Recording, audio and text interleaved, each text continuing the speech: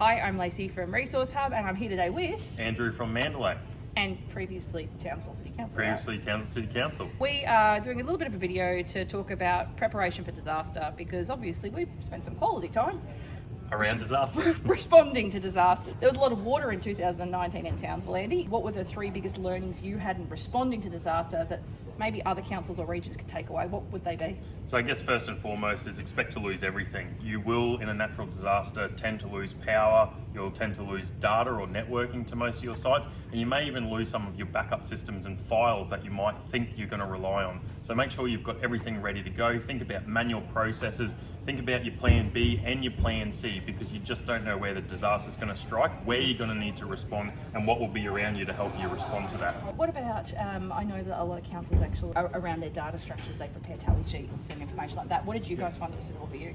Yeah, so manual tally sheets as a backup is always a great idea. Having them actually printed and ready to go in distribution folders, or even distributing them across your sites so that they're all ready to go. And I find that planning stuff in spreadsheets is good because you're going to have to change stuff on day one. It's not going to always be what you planned, but you can work it out from there. What's item number 2 then? I think item number 2 is really think about other resources that you can pull on. Natural disaster means that your staff are generally going to already be tired, they're going to be fatigued, they're going to be working long hours. You're usually going to be running operations a lot longer than you normally would, and consider that your staff are also going to have personal things to attend to. They'll generally be impacted around their home and family, and some of them may not even be able to attend work. So think about industry partners and contractors, even reaching out to other neighbouring local governments that aren't impacted that might be able to assist you, whether that's with people resources, plant machinery, or just general advice and backup support. And I think in Townsville, having had the large collaborative effort of Armed Forces Council, you had Mandalay and Resource Hub, you had CQG, and you had some support from Suez,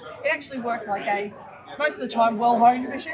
Yeah, absolutely. And we certainly leveraged that, which meant that our staff could also concentrate on BAU. So, for example, council still needs to pick up wheelie bins in areas that aren't impacted by a disaster. That still needs to happen while we're cleaning up the impacted areas of the city. Number 3 then. What's number 3 that everybody should plan for that you felt you learned out of the flood event? Yeah, so I think number 3 is really about looking at how you're going to communicate both with your community and your workforce.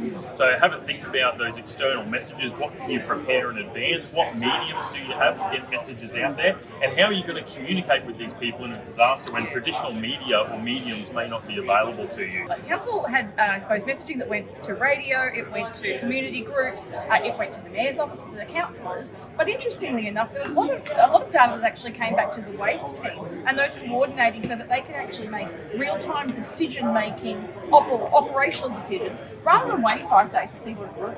Yeah, absolutely. And I guess information was really both inbound and outbound, so to speak. The waste team needs a lot of information to come in to know where they need to respond to and how they need to respond to, as well as emerging issues that come up throughout the initial response, but also thinking about what is it that you need to collect as you go that people are going to want and ask for. So natural disasters generate a lot of statistics and a lot of information, and people want to know that. As you're collecting your information and data, have a think about what is it that you need to record and prepare in terms of reporting to be able to feed to your local representatives, because they will want to know how much waste was generated or how where it many vehicles are coming Absolutely. into the sites. And look, thankfully, I think that all of those areas that you've spoken about really align to things that councils and regions can plan in advance.